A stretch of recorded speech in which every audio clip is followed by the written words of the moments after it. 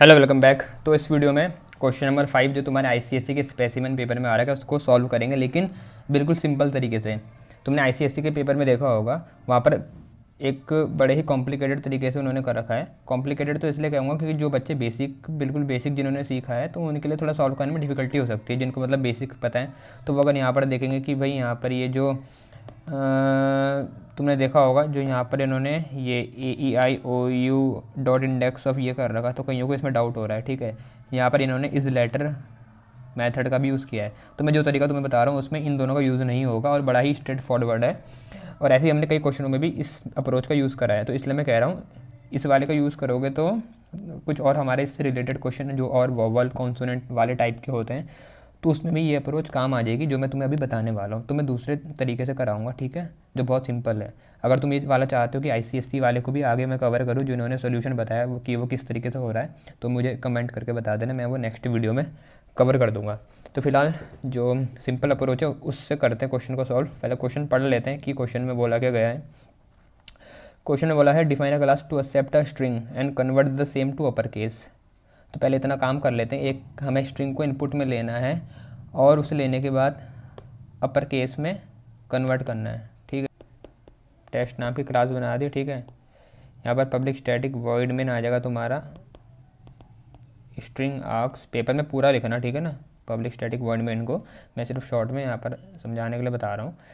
अब यहाँ पर हमें इंपोर्ट भी करना है पैकेज डॉट एस्ट्रिक्स, क्योंकि हमें स्कैनर का यूज़ करना पड़ेगा। ठीक है ना, तो यहाँ पर मैंने स्कैनर का ऑब्जेक्ट बना दिया।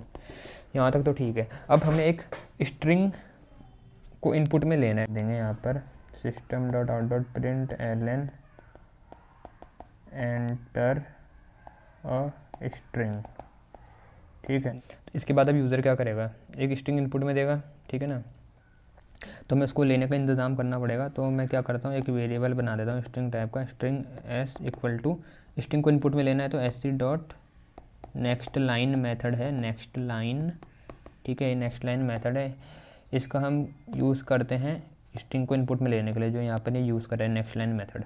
तो जो भी स्ट्रिंग होगी, अब जो भी मतलब ये हो सकता है, मान लो एस है। ठीक है, यहाँ पर इसको मेमोरी एलोकेट हो रखी है। अब यहाँ पर उसने इनपुट में दिया, कुछ भी दे दिया, मान लेते हैं राजस्थान दिया। ठीक है, राजस्थान।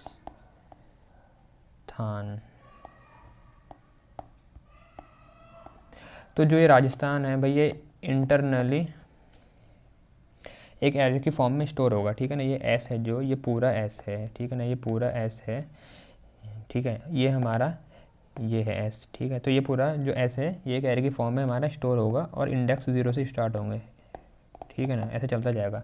अब एस में अभी फ़िलहाल के लिए यूज़र ने राजस्थान दिया, क्या पता यूज़र का मन करे वो राजस्थान ना दे करके वो एस में कुछ और दे दे, वो मुंबई दे दे, मुंबई। अब मैं तुम्हें ये क्यों बता रहा हूँ, मैं इसलिए ये बता रहा हूँ क्योंकि जो ये चीज़ है ये हमारे हाथों में नहीं है कि इनपुट में क्या आएगा, और उसकी लेंथ कितनी होगी वो भी हमारे हाथ में नहीं है। अब जैसे यहाँ पर देखो 0 1 2 3 4 5। ठीक है, यहाँ पर 0 1 2 3 4 5 6 7 8। ठीक है, 7 8।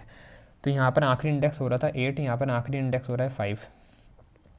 और एक और चीज़ है, अगर मैं लेंथ की बात करूँ तो इसकी लेंथ है 9। तुम करेक्टर काउंट कर सकते हो, टोटल जो करेक्टर हैं वो हमारी लेंथ बताते हैं। तो यहाँ पर 9 है ऊपर वाले में, और यहाँ पर है लेंथ 6। और शॉर्टकट तरीका क्या होता है, आखिरी वाले इंडेक्स में 1 जोड़ दो तो वो भी तुम्हारी लेंथ होती है। और काउंट करूँ अगर तो 1 2 3 4 5 6, तो मुंबई में 6 करेक्टर है, वो उसकी लेंथ है। ये मैं इसलिए बता रहा हूँ क्योंकि अभी हमें लेंथ निकालनी पड़ेगी अपनी स्ट्रिंग की। क्यों निकालनी पड़ेगी, क्योंकि जब मैं लूप चलाऊँगा, देखो मुझे क्या करना है, जो क्वेश्चन बोला है पहले क्वेश्चन को तो पूरा पढ़ लेते हैं। अभी हमने सिर्फ यहाँ तक पढ़ा कि हमें एक स्ट्रिंग लेनी है और उसको अपर केस में कन्वर्ट करना है, पूरे को कैपिटल बनाना है। ठीक है, वो तो हम कर लेंगे, लेकिन उसके बाद create and display the new string, एक नई स्ट्रिंग बनानी है जो क्या, बाय रिप्लेसिंग ईच वोवल, हर एक वोवल को रिप्लेस करना है, each vowel by immediate next character. मतलब अगर ए है तो ए को मेरे को बी से रिप्लेस करना है। ठीक है, पहले तो कैपिटल करूँगा, छोटा ए कहीं होगा तो पहले तो वो छोटा ए से बड़ा ए बन जाएगा। ठीक है, छोटे ए से बड़ा ए बन जाएगा। उसके बाद उसे जब हम चेंज करेंगे तो वो बी बनना चाहिए, क्योंकि हम उसे क्या कर रहे हैं, ईच वॉवल को इमीडिएट नेक्स्ट करेक्टर से बदल रहे हैं। ठीक है। अब ऐसी अगर ई होगा, छोटा ई है बाय चांस इनपुट में दिया, और तो पहले तो उसे कैपिटल करेंगे हम, और कैपिटल दिया तो कैपिटल कैपिटल ही रहेगा, तो उससे कोई फ़र्क नहीं पड़ता।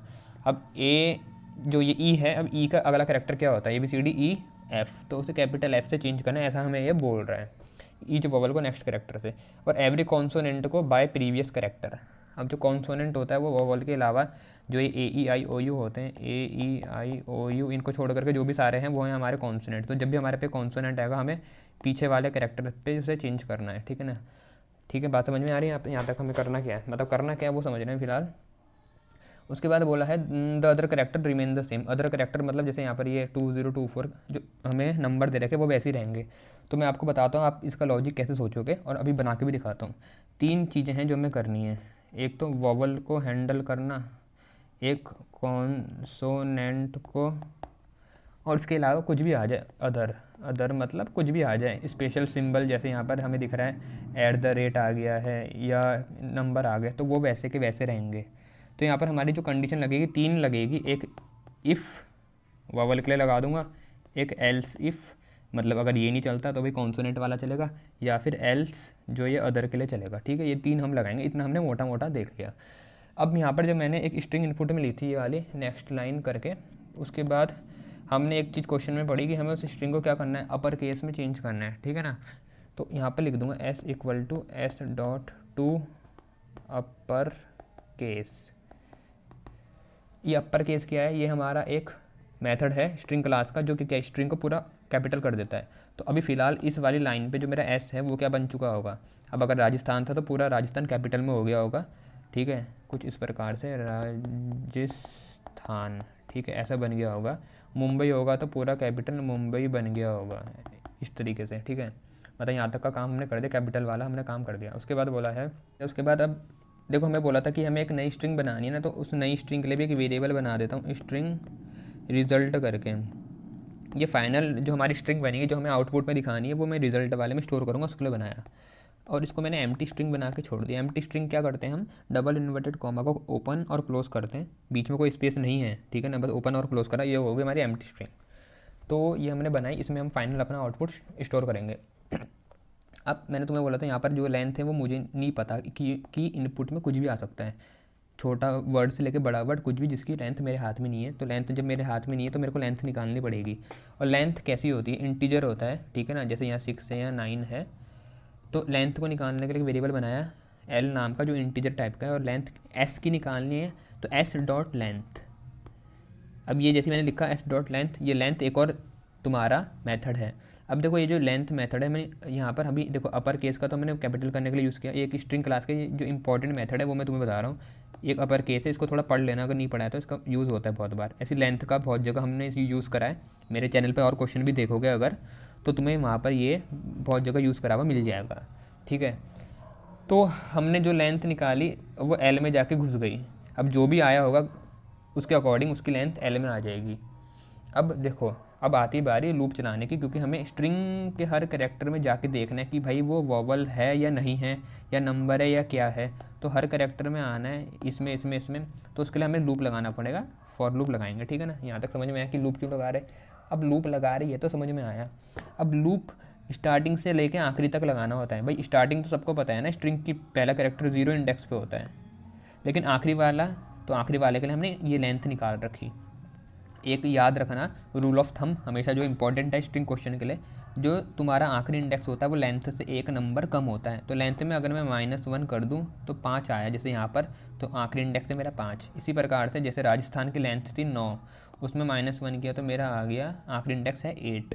तो यहाँ से मुझे ये समझ में आया, अगर मैं लूप अपना लेस देन लेंथ तक चलाऊँ, लेस देन लेंथ मतलब लेस देन L, क्योंकि L में मैंने लेंथ रखी है, तो मतलब मेरा लूप आखिरी इंडेक्स तक चलेगा। और स्टार्टिंग तो सबको पता है 0 से होती है, तो हमें समझ में आ गया। फॉर लूप लगाऊंगा कहाँ से, इंट I = 0 से starting, I less than L, क्योंकि L में मेरी रखी है लेंथ, और I++। यहाँ तक कोई डाउट नहीं है, ठीक है।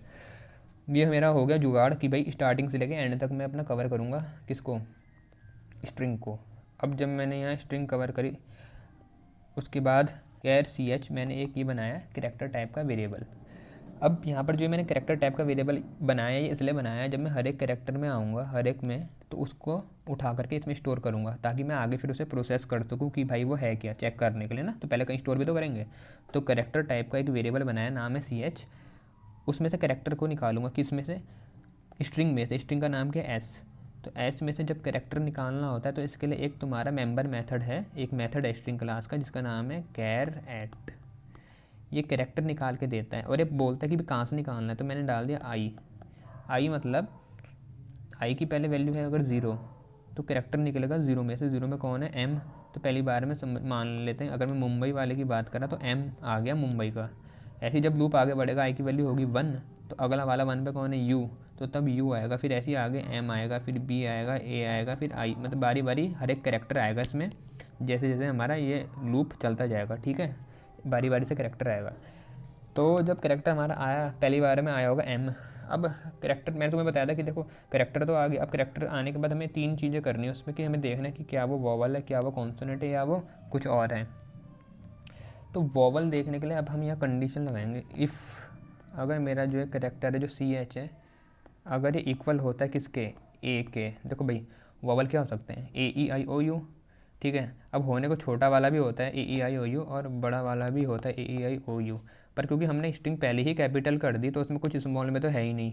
तो सिर्फ हम बड़े वालों के लिए चेक करेंगे क्या मेरा कैरेक्टर जो मेरा यहाँ CH में आया है, क्या वो बड़ा वाला A है, क्या बड़ा वाला E है। तो इसके लिए कंडीशन कैसे लगाऊंगा वो देखो। तो मैंने लिखा क्या मेरा कैरेक्टर कैपिटल A है, या फिर और इंग्लिश वाला और, या फिर, तो उसके लिए ये होता है, ठीक है, ये वाला सिंबल, या फिर मेरा कैरेक्टर कैपिटल E है, या फिर कैरेक्टर कैपिटल I है, या फिर कैरेक्टर AEI। अब आया मेरे यहाँ O और यहाँ पर कैपिटल U। ठीक है, ये वही कंडीशन। अब एक और बात सुनो, इक्वल टू 2 वाले आएंगे, सिंगल मत लगाना। सिंगल का मतलब होता है असाइन कर रहे वैल्यू, जबकि यहाँ पर मैं चेक कर रहा हूँ तो इक्वालिटी चेक करने के लिए डबल इक्वल टू रखता है। कई बच्चे गलत करते हैं यहाँ पर और अपने मार्क्स कटवाते हैं, इसलिए बता रहा हूँ। ठीक है, तो ये बात का ज़रा ध्यान रखना। और जब ये मैंने कंडीशन ये जब मैंने ये लिखा इफ़, अब इसके अंदर हम क्या करेंगे, जब मेरे को, अच्छा एक और चीज़ का ध्यान रखना, यहाँ सिंगल कोट आएंगे। ठीक है ना, जो दिख रहे हैं तो मैं सिंगल कोट लगा रखे हैं, डबल मत लगाना, क्योंकि कैरेक्टर जो होता है वो सिंगल कोट के अंदर आता है। अब इसके अंदर मैंने क्या करना है, अगर मेरा ये वोवल आ गया तो बोला क्वेश्चन में कि उसको नेक्स्ट कैरेक्टर से replace each vowel by immediate next character.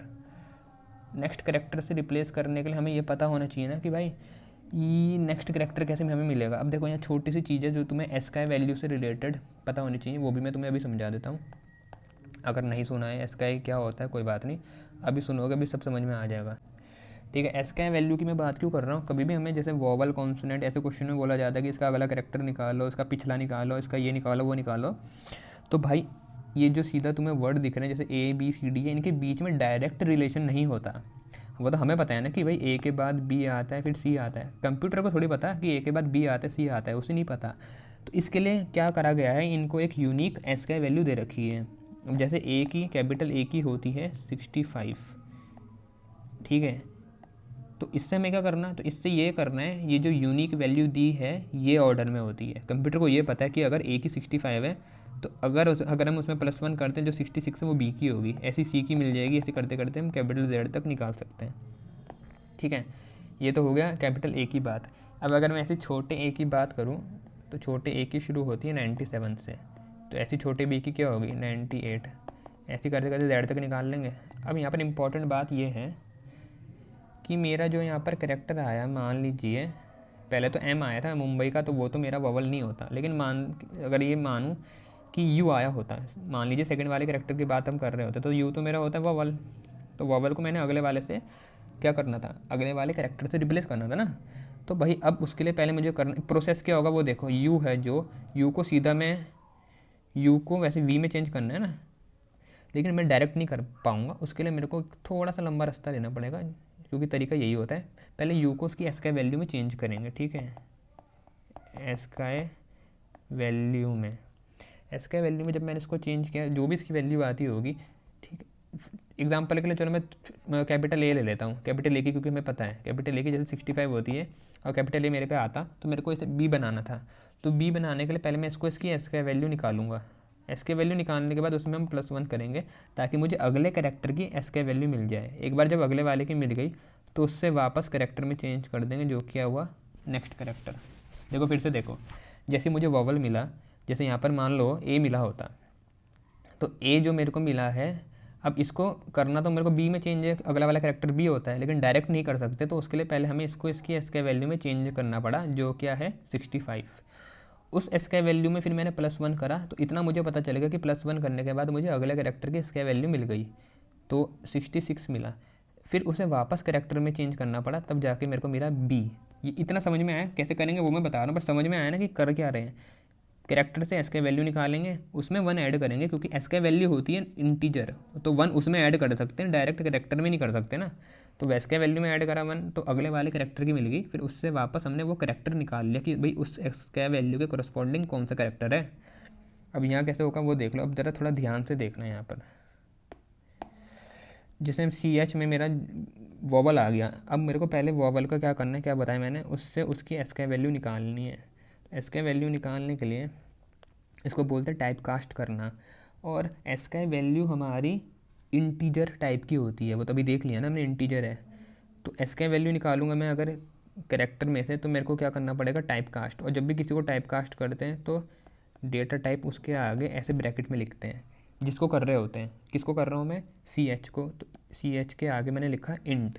यहाँ तक कोई दिक्कत नहीं है ना। तो हम उसके आगे इंट लिखेंगे तो ये कैरेक्टर को इंटीजर में चेंज कर देगा, ठीक है। तो इंटीजर में जब चेंज किया तो कैरेक्टर अगर मेरा ए था समझने के लिए, कैपिटल ए, तो ये उसको इंटीजर में चेंज करेगा, मतलब उसकी एस के वैल्यू दे देगा जो होती है 65, कैपिटल ए की, ठीक है ना। ये कैपिटल ए की इसका वैल्यू है, मान के चलता हूँ कैपिटल ए मेरे पे आया। मेरे को इसका अगला वाला चाहिए, तो अगला वाला वैल्यू चाहिए, तो इतना हिस्सा जो है इसको ब्रैकेट में रख के +1 किया। अब जब मैंने इतने हिस्से में +1 किया, तो यहाँ से लेकर के यहाँ तक का हिस्सा है जो ये पूरा +1 हो गया, तो 65 से वो 66 बन गया ना। बात समझ में आई ना भाई। कैरेक्टर की CH की वैल्यू थी ए, तो ए के आगे इंट लिखा तो 65 बन गया, क्योंकि उसकी एस के वैल्यू हमें उसने निकाल के दे दी। उसके बाहर मैंने +1 किया तो वो 66 बन गया है, पूरा पूरा हिस्सा इतना 65 था, उसके आगे +1 किया तो 66 बन गया, जो ऊपर तुम्हें दिखा रखा है यहाँ पर। अब इस 66 को वापस मेरे को चेंज करना है, किस में, इस 66 को वापस मेरे को चेंज करना है कैरेक्टर में। तो अब इस पूरे डब्बे के आगे कैर लिख दूंगा, कैर, ऐसे, ठीक है। देखो नहीं समझ में आया, इसे फिर से करके दिखाऊं, फिर से समझाता हूँ क्या करा, दोबारा देखते हैं। ये वाला हिस्सा जो नीचे का है, मेरे को चीज़ को कन्वर्ट करना था किस में, कैरेक्टर में, नेक्स्ट वाले जो भी मेरे भी हाथ में वॉवल आता है। तो वॉवल जो आता है हमें इतना पता है कि वॉवल को सीधा नहीं कर सकते कन्वर्ट, वॉवल से पहले उसकी एस के वैल्यू निकालनी पड़ेगी, और किसी की भी एस के वैल्यू निकालनी है वो होती है इंटीजर टाइप की। तो भैया इंटीजर हम लिखेंगे यहाँ पर, ठीक है। तो मैंने लिखा इंटीजर ऐसे ब्रैकेट में, इसका मतलब होता है कि मैं टाइप कास्ट कर रहा हूँ, उसका डेटा टाइप चेंज कर रहा हूँ ज़बरदस्ती। किसका कर रहा हूँ, CH का। तो इतना हिस्सा क्या करेगा, इतना हिस्सा सिर्फ मेरे को क्या देगा, ये अगर CH के अंदर अगर कैपिटल A है तो इतना हिस्सा मेरे को कैपिटल A की एस का वैल्यू जो होती है 65 वो देगा। यहाँ तक क्लियर है, यहाँ तक क्लियर है, ठीक है। तो इतने ने मेरे को अगर 65 दिया, अब मेरे को 65 को 66 बनाना है, तो इतने हिस्से को ब्रैकेट में रख के अगर +1 कर दूँ उसके आगे, तो 65 में मतलब एक तरीके से मैं 1 ऐड कर रहा हूँ ना, तो 66 मिलना चाहिए ना।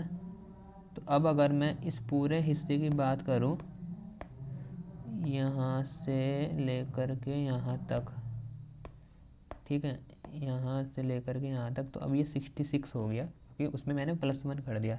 अब 66 से वापस मेरे को वही कैरेक्टर चाहिए, तो इस पूरे को ब्रैकेट में रख करके अब मेरे को 66 से वापस कैरेक्टर चाहिए ना, वापस कैरेक्टर चाहिए, तो मेरा मतलब इस 66 होता है इंटीजर, इंटीजर को मेरे को कैरेक्टर में चेंज करना है। तो इस पूरे डब्बे के आगे मैंने कैर लिख के ऐसे कर दिया, तो मतलब मैं इस पूरे पोर्शन को टाइप कास्ट कर रहा हूँ किस में, कैरेक्टर में।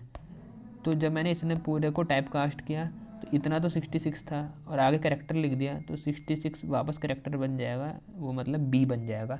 तो जो पूरा यहाँ से लेकर के यहाँ तक का काम हुआ, ये मेरा वॉवल को नेक्स्ट कैरेक्टर से चेंज करने का हुआ।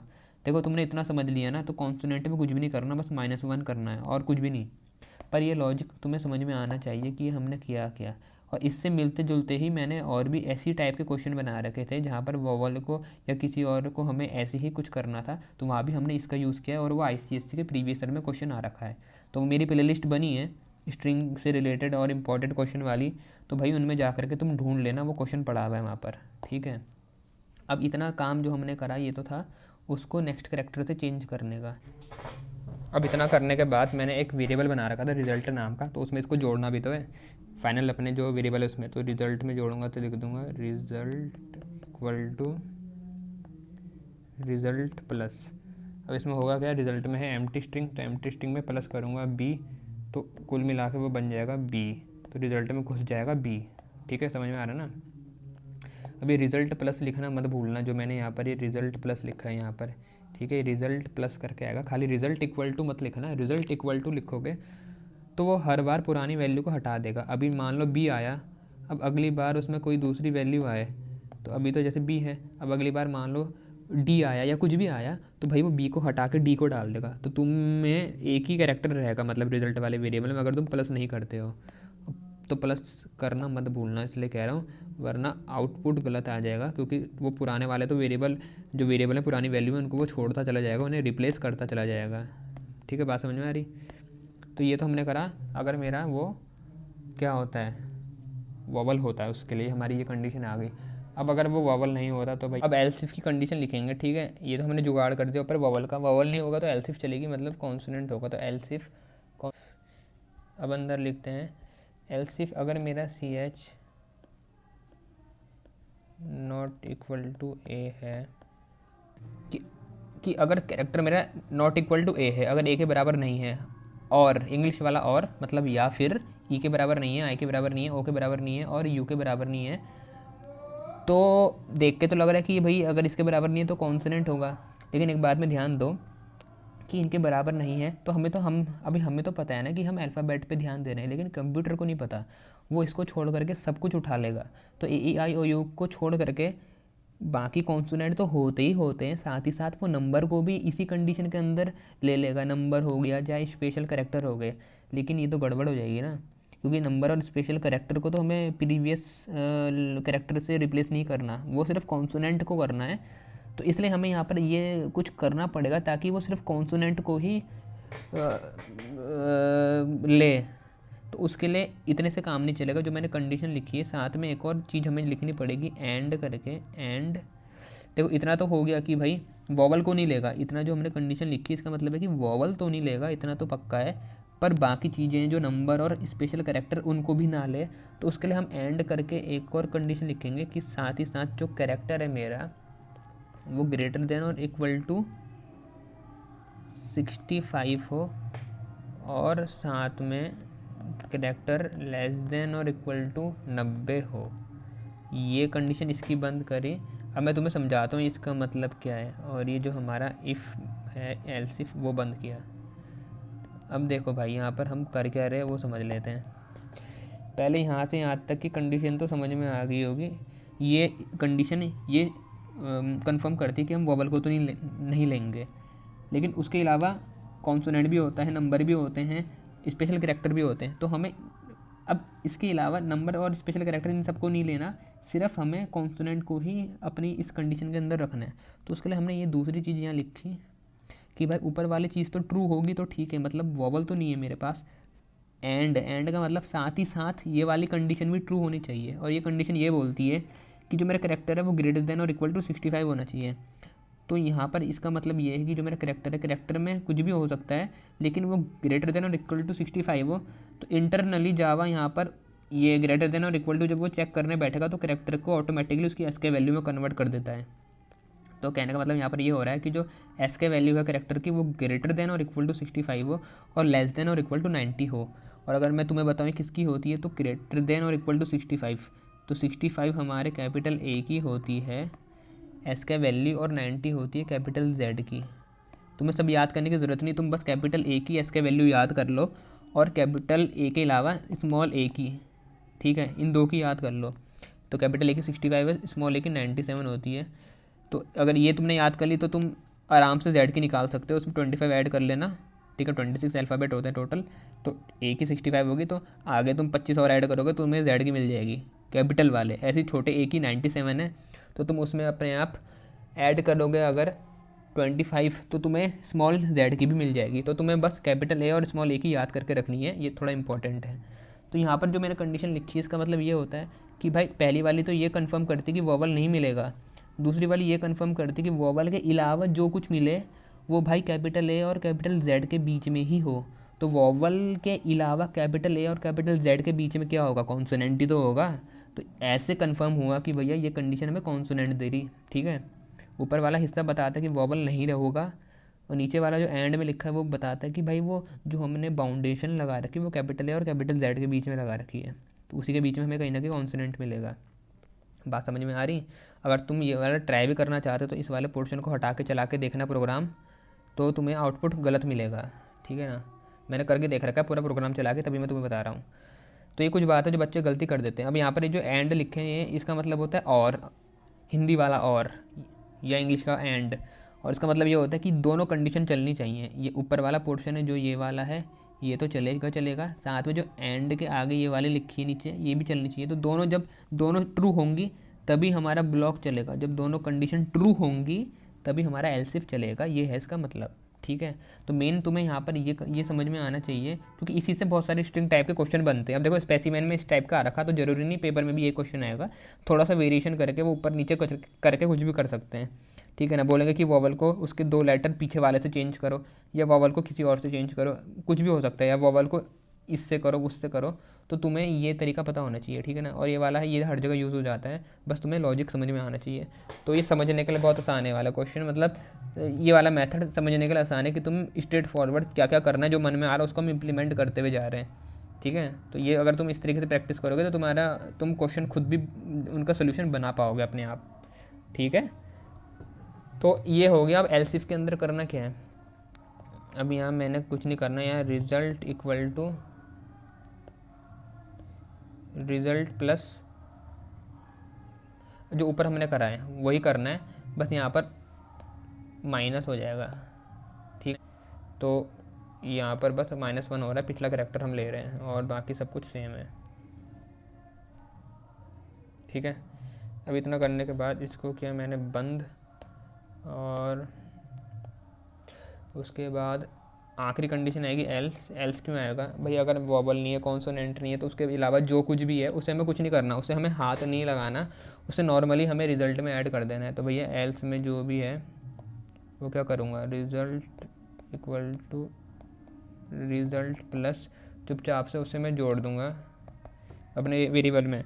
तो भैया रिज़ल्ट में सीधा सीधा ऐड कर दिया मैंने उस कैरेक्टर को, अगर वो वॉवल या कॉन्सोनेंट के अलावा कुछ भी है, कुछ भी मतलब नंबर स्पेशल कैरेक्टर है, तो उसे सीधा जोड़ देंगे, उसमें कोई दिमाग नहीं लगाना।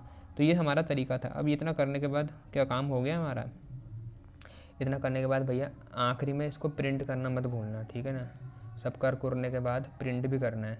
तो ये मैंने यहाँ पर फॉर बंद किया, और उसके बाद प्रिंट कर देंगे system dot out dot print ln, किसको प्रिंट करेंगे, रिज़ल्ट को, क्योंकि रिज़ल्ट हमारा फाइनल स्ट्रिंग है जिसके अंदर हमारा जो फाइनल आउटपुट है वो बैठा हुआ है, ठीक है। इसको प्रिंट करने के बाद यहाँ पर हमने किया मेन क्लोज, और यहाँ पर क्लास क्लोज। कमेंट भी डाल देना, मेन क्लोज्ड